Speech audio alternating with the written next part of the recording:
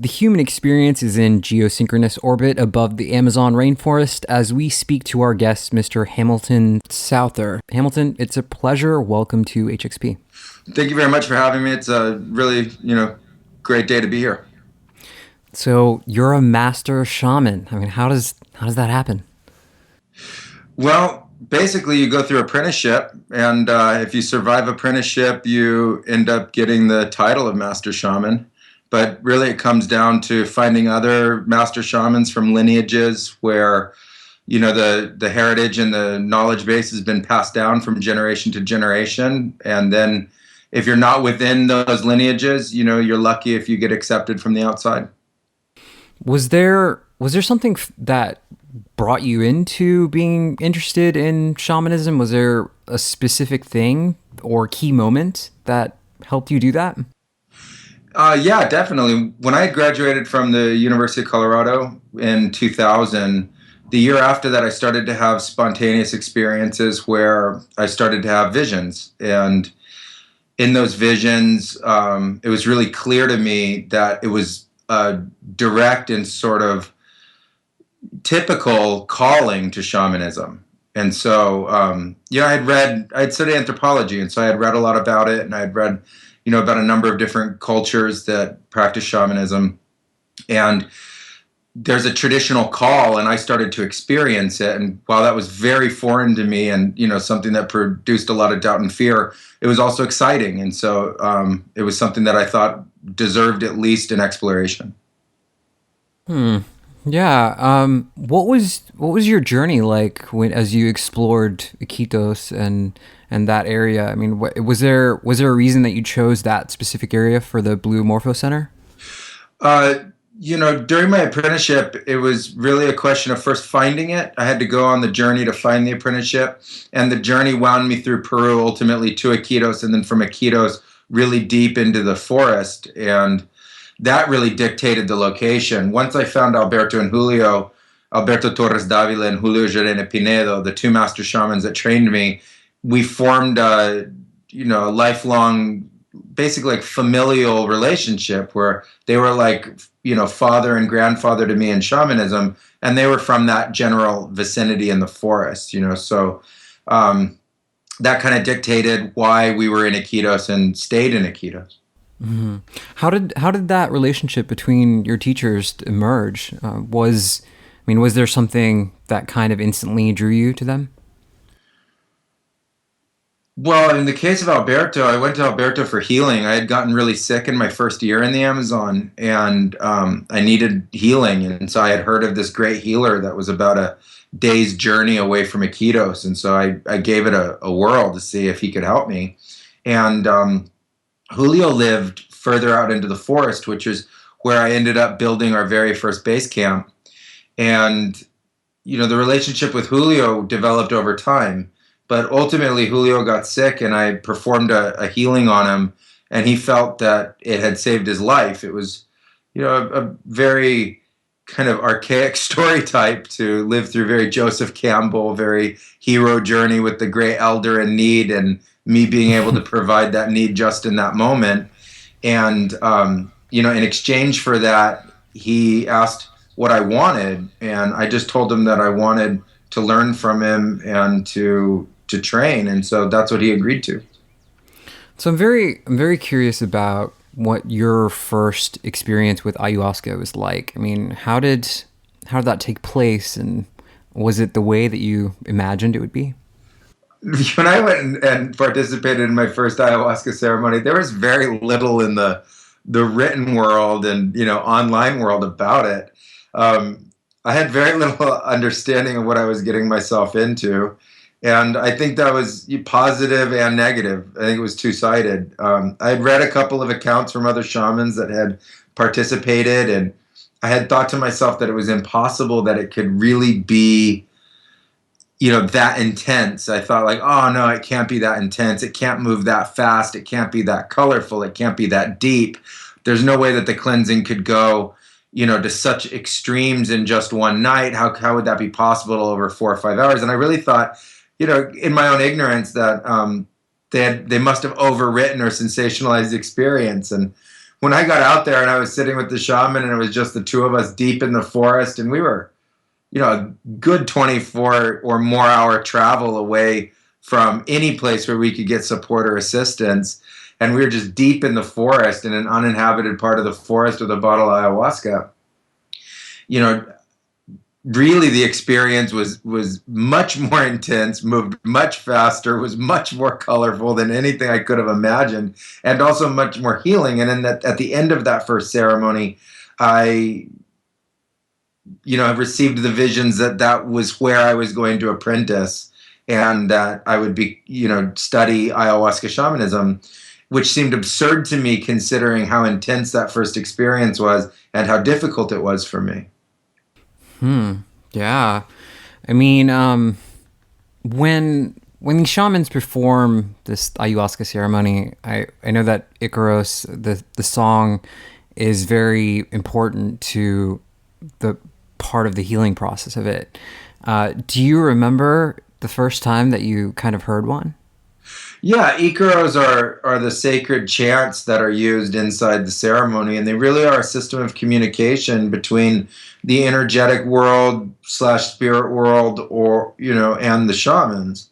And so the very first time I heard an Icaro was in that first ayahuasca ceremony, and when I started to see the really traditional Shipibo designs in great neon colors overlaying the entirety of earth-based reality and empirical reality around me, and they all started to move to the shaman's Icaros, I knew that, that this was going to be a very different experience to something that I had ever had before. And then from there, I became fascinated by them, because you have many different kinds of experiences in ceremony, but often you can experience senses in multiple forms in multiple ways. And so when you can see sound, it's incredible to be in a state of consciousness, to actually be able to see with your eyes open the movement and the effect that sound has on the energetics of a space. It's fascinating. And when you see the Icaros take color, take shape, take form, and these visions, for those who are not familiar with this, are very common to the ayahuasca experience. This isn't, some, like, for them, really, really extreme kind of sensory experience. It's very, very common to be able to smell and hear and see things that you would normally not be aware of. And that heightened sense of senses and that heightened psychic ability is something that's, really, really amazing. And the Icaros are a beautiful mix, really, for the ceremony. For the shamans that sing many of them, they'll be constantly singing hour after hour during the ceremony, and they form a melodic and a lyrical guide to the ceremony. Yeah. Do you think maybe we can get you to sing one before we close tonight? Sure, whatever you want. Okay, that would be great. Okay, so just moving on here. I mean, is there something that you feel like ayahuasca is meant to teach you? Ultimately, more about life, more about you, more about your mind, more about your psyche, more about your body, more about what it means to be a human being. I think that the modern world has encapsulated and encased a homogenous notion of reality that, while very stable for most people, limits the exploration of what a human life really is. And when you open up to something like an ayahuasca experience, you're really welcoming the unknown into your life. You're welcoming mysticism and shamanism and spirit and energy into your life. And it has a tremendous potential to open somebody, to awaken somebody, to help somebody transcend different kinds of difficulties, blocks, and barriers that they've experienced. And so I think really that entire knowledge base is what ayahuasca is there to be able to share with people. And it's something that for many, many people, many thousands of people, tens of thousands of people, have experienced tremendous benefit from the ceremonies. Yeah, it really is interesting how much of a increase there is of people looking for this medicine and traveling to places like Peru and Iquitos to find it. Yeah, I would say, for the last I would say the last 6, 7 years, there's been a constant increase. Yeah. consistently increasing as word goes out and the number of people's positive experiences are being shared. When you have a miraculous experience, there's a part of you that wants to share it with your confidants and your greatest supporters. And, that piques interest and curiosity, and the consistency of positive experiences is vast and amazing from the work that's being done in Brazil and in Peru and in Ecuador. In the case of ayahuasca, that you also want to always, say that it's not for everybody. It's a very extreme experience. There are many medications that are contraindicated to it that require you to come off of those medications in a safe way. And at our center, for many of our guests, we require that they receive a doctor's permission that they're in fit health for the ceremonies. Yeah, I can see how that would be important. I mean, so as a shaman, and if we could move into the more shamanic aspects of what you do, I mean, what is it that you do? Are you moving through these other dimensions? Are you encountering beings? How does that work? Well, a shaman is the sacred keeper of knowledge and wisdom for his or her community, as well as being really a doctor, like a field doctor. And so the shamans are plant medicine specialists. They know hundreds and hundreds of medicinal plants in the forest. They can walk into the forest and point to almost any plant, of which there are thousands of species, and know them. They know the forest like the back of their hand. And so it really starts there. And in the Amazon, the shamans develop a very close relationship to the plants. Now, for a Westerner, that may sound, different or weird or something like that, but via the ayahuasca and the experiences, the shamans have an ability to merge consciousness with the plants and be able to start to communicate with them. And so they start to reach the plant on a truly energetic level, and they believe that the plants have specific energies unto themselves that represent their spirits, and that the spirit of the plant, very much like the human spirit, can communicate and be shared. And so the pantheon of medicine there doesn't differentiate between energies and spirits and the physical body and the mind. It's all treated at once. So if somebody has a physical ailment, their entire being is treated. If somebody has a spiritual ailment, their entire being is treated. If somebody has a mental ailment, their entire being is treated. And so they really believe in a holistic approach. And then from there, get into a very mystical and very magical outlook on life itself. They inherently believe that life is based in spirit, that spirit is part and parcel of every experience, that every living thing has a spirit, including humans, and that through the spirit, when you become very attuned to your own spirit, you gain the capacity to communicate with other spirits. And so the shamans identify with themselves as spirit, and then begin a long process to learn how to consistently and accurately, without delusion or confusion, engage in these communications. So the shaman is going into a state of consciousness in which communication on the energetic plane is possible. And in the physical context of that plane, there's a possibility of, what is called going out of body into spiritual realms and dimensions, into visionary scenarios that are three-dimensional, into landscapes and visionary context that seems very enchanted, very beautiful. Most of those realms or dimensions are filled with beings, entities, or spirits, or really what you would think of as like a 3D visionary shape that can maintain a two-way communication. So you can, begin to communicate with those beings. The beings form guides, and you can develop a very strong relationship, very trusting relationship with them. And especially in the case of Amazonian healing, it's the doctor spirits or the medicine-based spirits that are seen as the ones that perform the healing. And so the shamans are establishing a relationship between the participants and those beings that come from the plants or from animals or from, these other dimensional realms.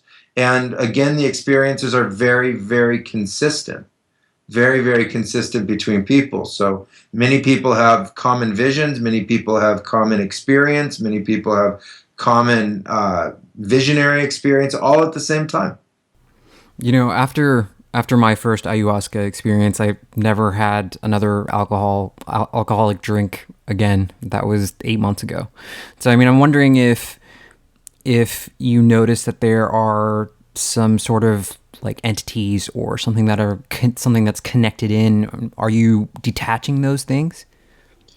Well, if you look at life from an understanding of spirit and understanding of energy, then it would make sense that you as a human being would have an energetic reality, and more or less everything that you consume that has a consciousness altering or mind altering capacity has a way of opening you energetically and or engaging with you. And so depending on the nature of the relationship people have to different substances, it's very common for them to go through the ceremonies and then decide that those substances weren't really serving them and that they have moved on to a plane in their own life where whatever was enticing about the other substances no longer is.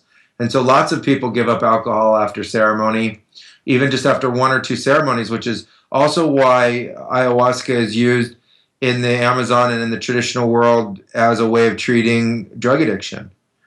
So, or really any kind of addiction, not only drug addiction, but any kind of addiction.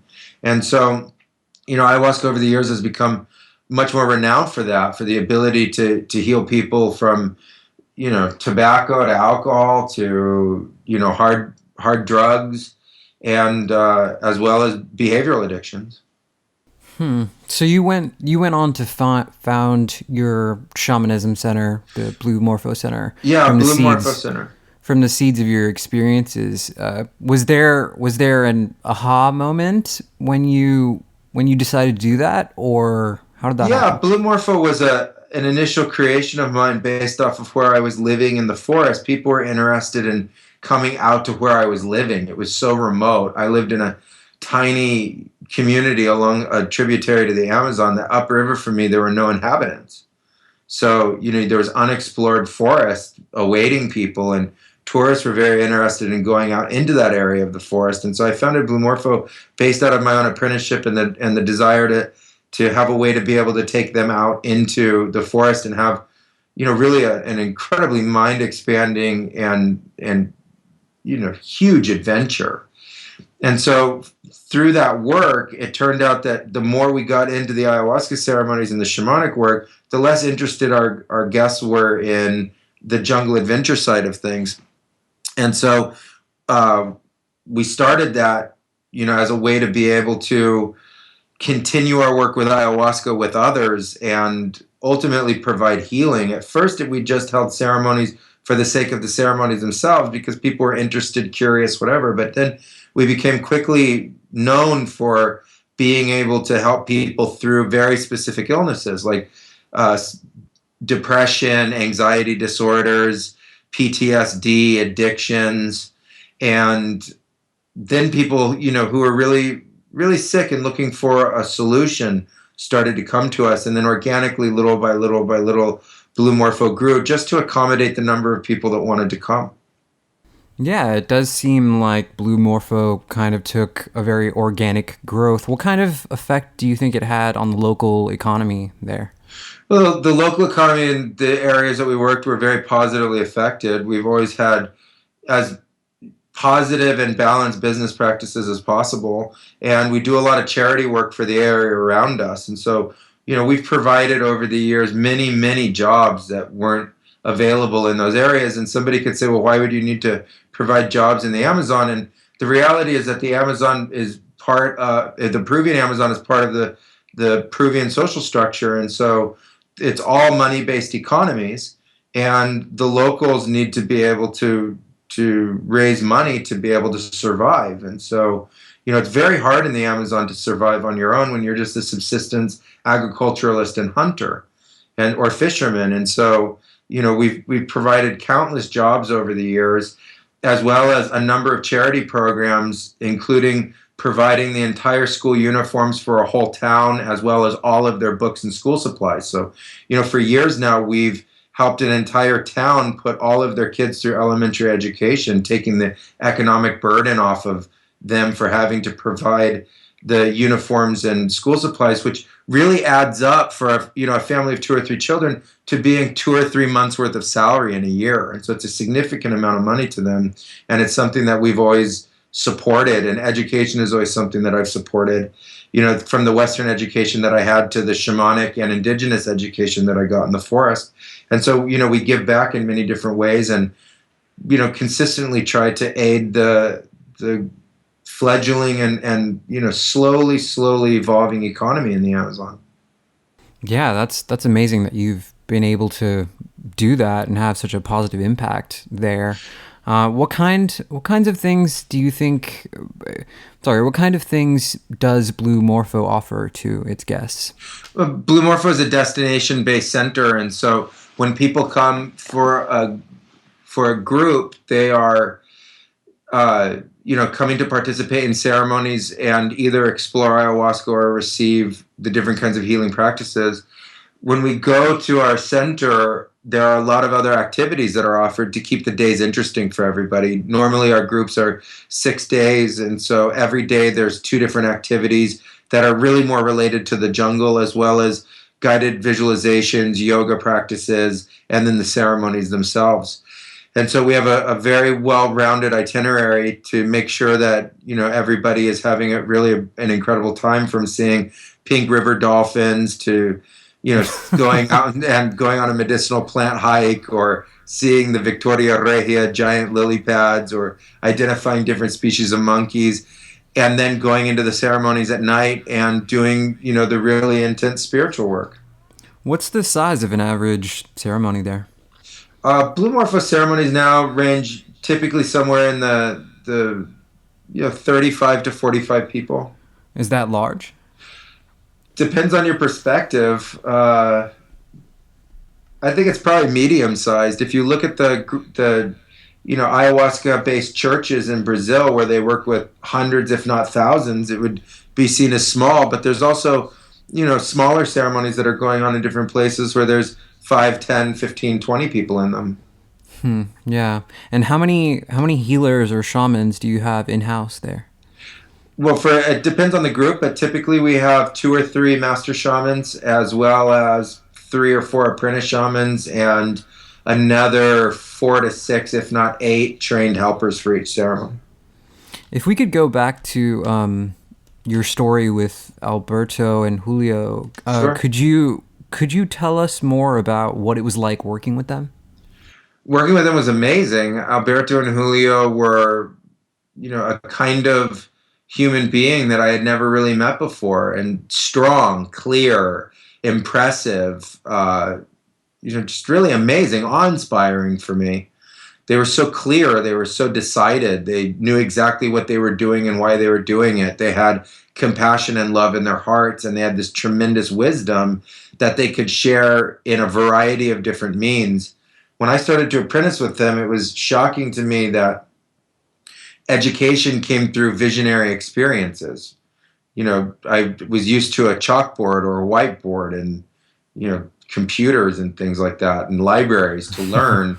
And all of a sudden I'm with them in the forest, in a canoe, just talking about life, or identifying different kinds of medicinal plants, or in ceremony.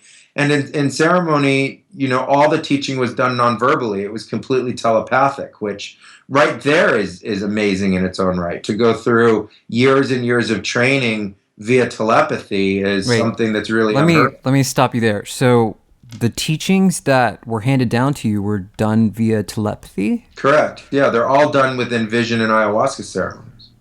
There's very little verbal interaction or talking during the day about it. You're expected to already know that. Almost everything that you're taught in shamanism, if you go to classes in the States, if you go to like shamanic classes or journey work or anything like that, the basics that are taught, you're expected to already know. And if you don't already know those things, then you're not considered of the creed to be able to be an apprentice. And so it's like being tossed directly into graduate school.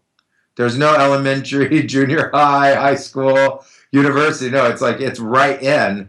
And on the very first day that you start to be trained, the shamans, in this case Alberto and Julio, took me into a visionary realm that would hold a consistent mind meld, where I knew that they were inside my thoughts and could hear all of my thoughts, as well as share specific thoughts to me and open up different kinds of visionary experiences that would, through surviving them, be educational. And when I asked Julio if a white man could learn, he said, if you can survive, we all bleed red. Literally putting my life in danger, saying, you could die in this apprenticeship. And so it was very, very intense, but they consider all of those tests of virtue, and you get taught entirely through visionary experiences, because that's the realm in which you work. You have to be able to navigate with precision the visionary realms and know exactly where you are and how to guide multiple people simultaneously. And so to have that level of clarity, they make apprenticeship very, very difficult. Wow, that's truly profound. Is there something that was specifically difficult in your learning that you can remember or think of? Everything was specifically when I moved into the Amazon. I had to learn how to paddle a canoe. I had to learn how to make an oar and a fishing pole. I had to learn how to use a machete and an axe. I had to learn how to walk through the forest. You don't walk in the same way as you do even in the wilderness in the States. The jungle's so dense. I had to learn how to just to survive out there, how to eat, how to provide my own food. Had to, learn how to withstand the vigors of apprenticeship, which are very, very intense. For well over 10 years, it was expected that I would drink ayahuasca over 100 times a year. And so, for the people who've had experience, who know how profound 1, 2, or 3 ceremonies is, imagine being in that situation every few days consistently for over a decade. You go through what are called dietas. Dietas are a period of time of great fasting where you drink different kinds of medicinal plants, most of them that are not psychoactive, but you're already in such a transformed state of consciousness, an expanded state of consciousness, that you're communicating directly with the plants, literally just from drinking teas made from their barks or roots or leaves. And all of that's difficult. There's extreme periods of different kinds of abstinences where, you live a life of deep cleansing and purification for extended periods of time, isolated from society and community. And so you spend large amounts of time in the forest alone or just with the master shamans, and it's all intense and it's all difficult and it's all amazing if you can survive it. For the people that I've taught over the years, when they start, I say to them, this is the worst idea you ever had. Apprenticeship is the worst idea you ever had unless you complete apprenticeship.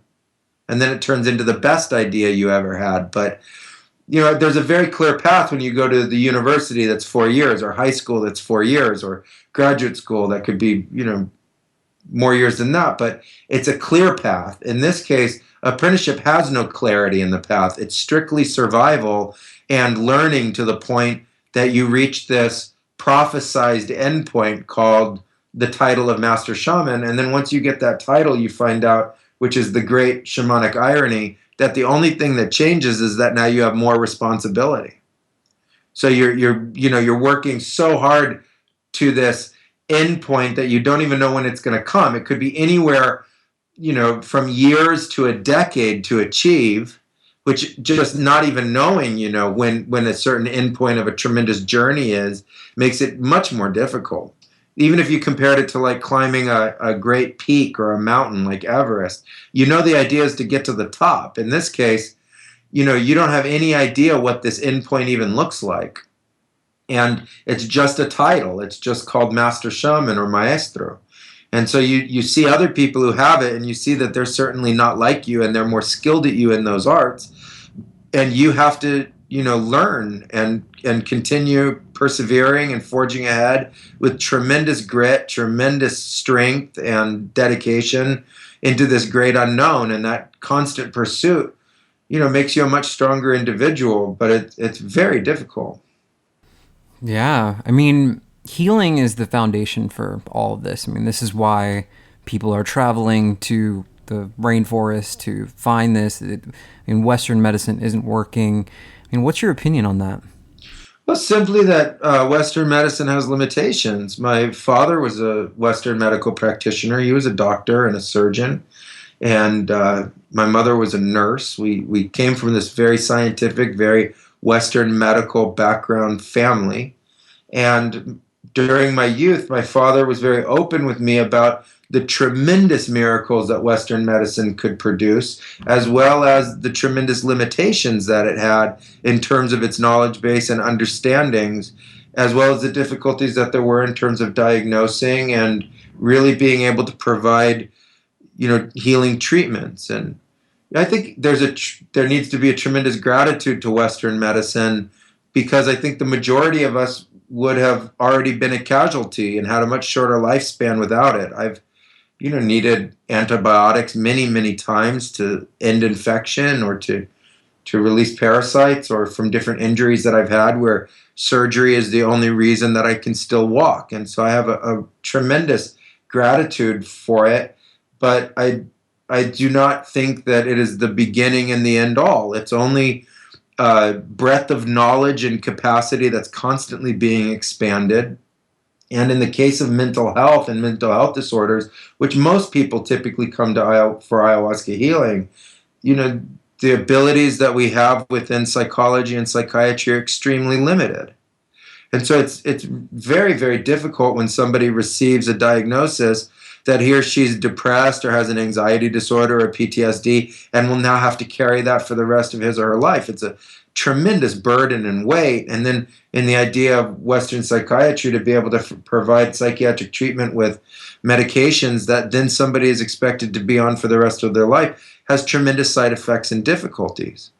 And so, through our work, many people come to us because they want to go beyond that. They don't want to be labeled for the rest of their life somebody who is depressed or somebody who has this disorder or somebody with PTSD. And so I think in many ways innocently people get into different experiences in their life and end up in some extreme trauma, or completely unrelated to them, like children who are abused. Like they had nothing to do with that. They were brought into this world, into a family that ended up being abusive, or others that ended up being abusive to them. And now they have this problem, and there's very little that can be done to create, as of right now, to give as a cure for that. And so people come to ayahuasca for that purpose, because Western psychiatry and psychology has not yet been able to establish cures for these illnesses. Now, that being said, not everybody's cured who drinks ayahuasca, but a lot of them are. Many, many people have total remission or gain the capacities and life skills to be able to transcend the burden of the problem that they have. What was the most remarkable or profound thing that you've seen that someone has healed from? The most remarkable, really borderlands on the miraculous. I've seen cancer disappear, like from one day to the next. There it is, and then the next day it's gone. I've seen a person healed of blindness who was blind because of Lyme's disease, legally blind. They were an adult when they became blind from Lyme's disease, have, uh, you know, total remission to the point that they were no longer blind.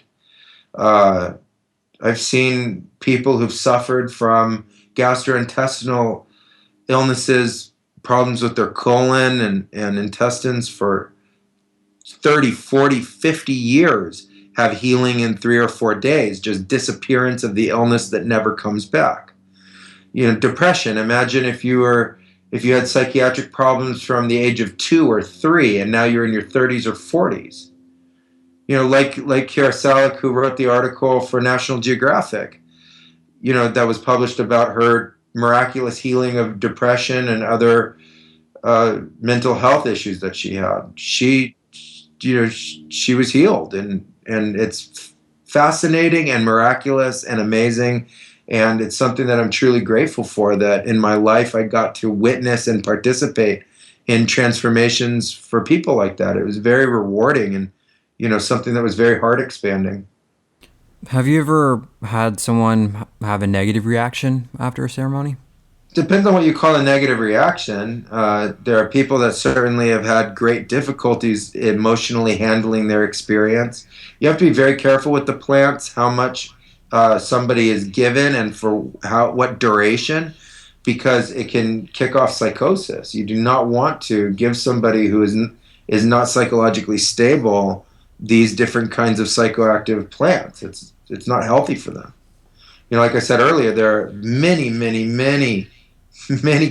people who are not suitable candidates to participate in these ceremonies. And so there are people that have adverse reactions. I have seen it where it's overwhelmingly emotional, where people have been terrified to the point that you know they're shaky the next day, literally, like they can be trembling at the fear that they confronted. But if you go deep into their story, you're going to find that there's a reason for that. There's always a reason for all of the different kinds of reactions people have to ceremonies. Yeah. People are they're not the great collective that we think of. They really are individuals. It's an individual human body. It's not just human body. Human bodies are not clones. They're not the same. They don't have the same genetics. They don't have the same uh, makeup, structure, size, history, experience, right? They're very, very different. And so you have to be a candidate, a proper candidate to participate in these ceremonies. I mean, how do you think these plants do this? Like, where does this come from? I think it was Terence McKenna who said that these plants were older than humanity and were connected into the consciousness of the planet. So, what's your take on it? My take is that there are many, many theories. And I don't think that particularly any of the theories are right. As is a theory, they're meant to be questioned and explored. The highest level of understanding that I've received is that certain plants have an ability when ingested to merge with what we know of as human consciousness and utilize that capacity to be able to experience right alongside an individual human being. And that the plants obviously are older than humanity. They've been around much longer than Homo sapiens sapien. And the chemicals that they have are designed to be able to create an altered state in which a communication can take place. And if you thought of a plant, that would be a very interesting way to be able to co-create and to communicate with another kind of being on this planet. If you were a rooted species in the ground and you're just sitting there, well, if you evolved capacities that you could communicate with an animal because the animal gnawed on you or ate you or consumed you, it would be a tremendous way to be able to access that animal's life. And I think the plants do that with human beings just as much as they do with any other animals that consume them. Yeah. You founded an education foundation called Modern Shamanism. Yeah, What absolutely. what is that, and what does it offer to a newcomer? What's the difference? Well, modern shamanism is a discipline of shamanism that I created. You have to think of shamanism in different kinds of disciplines. Like there's different kinds of Siberian disciplines, there's Amazonian disciplines, African disciplines, Northern Canadian disciplines, South American disciplines, Australian disciplines. And when I looked at modern society, what I saw was that modern society didn't have its own kind of shamanism. And so I was getting really into the depths of my shamanic exploration after having practiced just straight for 8 or 9 years. And I realized that I wanted to create a kind of shamanism for modern society. And so I went on quite a journey of my own exploration of how to be able to do that. And I kind of stripped shamanism from its cultural implications and found a kind of consistent core architecture of beliefs and ideologies and understandings throughout all the different kinds of shamanism practiced worldwide. And I used that as a framework to be able to start to establish a practice. Modern shamanism is taught online, but you really learn it in your day. It's activities that you do from the online reading and audios that you can listen to that explain each of the activities, but really then you start to do activities every single day that you're practicing inside modern society. And so when you do that, it gives you what would be thought of as like sort of a shamanic frame of mind, which is much more connected. It's a more holistic approach to understanding reality. Your mind and your brain and your heart and your body and your spirit and your soul all work together. You teach them all how to work together and how to be in extended states of consciousness through total sobriety throughout the entirety of your day. It's designed to make you more creative, benefit your life, help you with time management, efficiency, better work capacities, better relationship, and more grounded relationship to the spirit world all the time. And so it's a tremendous practice for the, now hundreds of people who practiced it with us. People, learning have performed miracles. We had a girl whose relative went missing, and she did remote location and located the relative 2 states from where the person went missing. We had another gentleman whose daughter was in an accident and was going to need surgery to remove an organ from her body. She was very, very young. She was younger than 5. And the father did a modern shamanism ceremony, and the next day she was healthy and no longer needed the surgery, and she was released from the hospital. She was in ICU. There have been miracles that have happened that are tremendous, but most of the work isn't as miraculous as that. Most of it is a daily educational system to transform your daily life into one based in the rudiments of shamanism and spirit, opening you to having expanded capacities. Now, considering people who are interested in learning, going to apprenticeship, I get asked all the time about people who want to apprentice. I highly recommend modern shamanism as a course to take before you go and do that. I highly recommend it as a way of getting fully immersed into the shamanic world, where you're in an environment that you relate to and understand well before you go and relate to a traditional environment that is completely foreign or unknown to you. And for people who are really interested in shamanic practices and learning as well, it transforms you into a shaman. By the end of it, you are a modern shaman and capable of practicing shamanism for yourself and others. Yeah, yeah. So you published Journey of One in 2011, which is a book that documents some of the insights that you received through your shamanic ceremonies. Was there something that you learned or anything fresh that you learned through writing that? Journey of One was my attempt at creating a shamanic journey through the medium of a book. And so when you read a book, it's very linear in its nature, and most shamanism is relatively non-linear. And so I wanted to create a capacity for somebody to have his or her own journey of awakening, exploration, and understanding without me detailing what that journey should or shouldn't look like. And so if I just wrote a book with insights, I would explain the insights, and then you would take from that my explanation. But what I wanted to do is provide the insights and then allow somebody to ponder them, dismiss them, question them, go back to them, and not have to read a book from cover to cover, literally be able to open it at any point and start the journey from there, flip through wherever you're called to stop to read that insight. And I organized the insights, and the book has hundreds, but I organized the insights from the most abstract to the most concrete, so that as you went through them, you could explore, for instance, love or companionship, relationship, healing, all these different themes that are found within the book, and you would be able to have your own journey. The writing of it was important for me too, as well, in terms of my own experience, because as I said, you have so many different realizations and understandings through your apprenticeship and through your shamanic ceremonies, but rarely does somebody have an opportunity to coalesce all of that into just one form. And so after 8-9 years of practice, or about that long, it gave me an opportunity to really bring all of that together. It gave me an opportunity to coalesce the knowledge base and to be able to say, okay, up until now, these are many, not all, but many of the realizations that I've had. Yeah. We're approaching the end here. You've You've had a couple movements that, in your own words, raise consciousness through love and end global conflict. What is your position on the state of the world, and where do you think we're headed? Well, first of all, my latest creation is the Blue Morpho Foundation, and the Blue Morpho Foundation is a charity. It's a 501c3 IRS tax exempt charity, and its goal is to research and find cures for mental illness.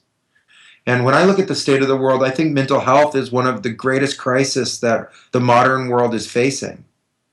And the stats are just incredible. Over 1 billion people with mental health difficulty or disorders.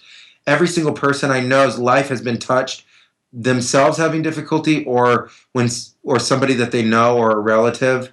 And so what we're doing about it is to look at the world and say, okay, what can we do? We need to do something to shift consciousness. And when I went through shamanism and even beyond shamanism into greater expressions of my own spirituality, I realized that consciousness was the next realm to be fully understood and discovered by science. It's always been known about. It's been relegated to mysticism and different kinds of spiritual explorations, mind, body, spirit, the New Age, really whatever. But it was time to merge a deep understanding of consciousness to science. And so I went on my own personal mission to codify and to map what makes human consciousnness unique. And I was able to do that. And so now we're teaming with allopathic medicine, PhDs in psychotherapy and MDs in psychiatry to come together and really look for cures for these trauma-based illnesses so that we could provide not only healing, but expansion of consciousness on a much larger level, and to have it be fully integrated with Western medical approaches. Is Blue Morpho something that you'd like to see kind of centers all over the world? Is that what you're looking for? No, not centers all over the world. What I would like to see is that Blue Morpho ultimately has a tremendous impact on global concerns and global problems. And so right now we're focusing on mental health, but I think it extends much beyond that. Once the mind is freed from the difficulties that it's having, it starts to make very different decisions than the decisions it would make under the weight of that mental difficulty. And, if we extend that idea of difficulty just to the stress that we experience in the modern world, what I would like to see is that ultimately we made a tremendously positive impact on a much greater scope than we would be able to do from the Amazon or just through one modality. I would like to see that we extend through many, many different treatment capacities and methods, and then to be able to share it in a way that can be respected by science as well as mysticism. And help people. Ultimately, that's how it all started. It started in my own pursuit to help myself and to learn these incredible arts, and then also now to extend that to helping, thousands and tens of thousands of others, and then hopefully more and more and more until we've impacted, hundreds of millions worldwide.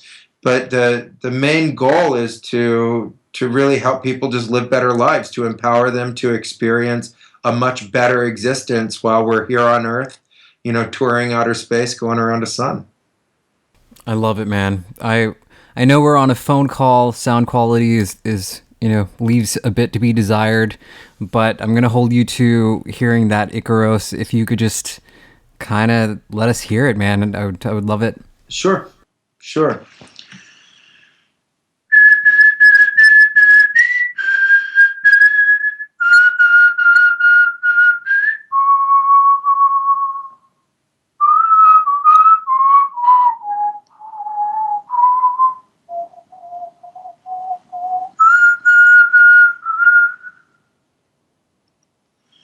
Cielo, cielo, ayahuasca, ando y mandan drongosito, punta y mandan gongonjito, flores de dangui oloroso, cuerpocito cunayari, rebelbeacito y nini. Cuerpocito kunayari, Ha na na na na na na na na. Ha na na na na na na na. Ha na na na na na na. Ha na na na na na na. Ha na na na na na na. Han dun dun dun dee dee dee dee. Han dun dun dun dun ding ding ding ding. So that's a cielo ayahuasca icaro that's typically used at the beginnings of traditional ceremonies in the Amazon. It's used to open up the visionary space. Wow. Wow, blown away. Got chills, man. Amazing. Thank you so much. Where can people find more about you, your work, Blue Morpho, the website? Yeah, the best thing is to just look for us online. You can look for us at bluemorphofoundation.org for the charity work that we're doing in the States. And we're just getting ready to launch our PTSD initiative to provide the first ever worldwide cure for PTSD. And we need all the support that we can get. So any people who can help fundraise and volunteers, please. We're looking for donors and special benefactors who can help us, make this a global reality. It's something that I think many people can agree the world needs. And then for down in the Amazon, Blue Morpho Tours. So bluemorphotours.com. And you can always find me on Facebook under my name, Hamilton Souther. Well, Hamilton, I really appreciate your time, sir. Thank you so much for being here. Absolutely. Thank you for the time as well. And great luck with the podcast. Fantastic. I appreciate it.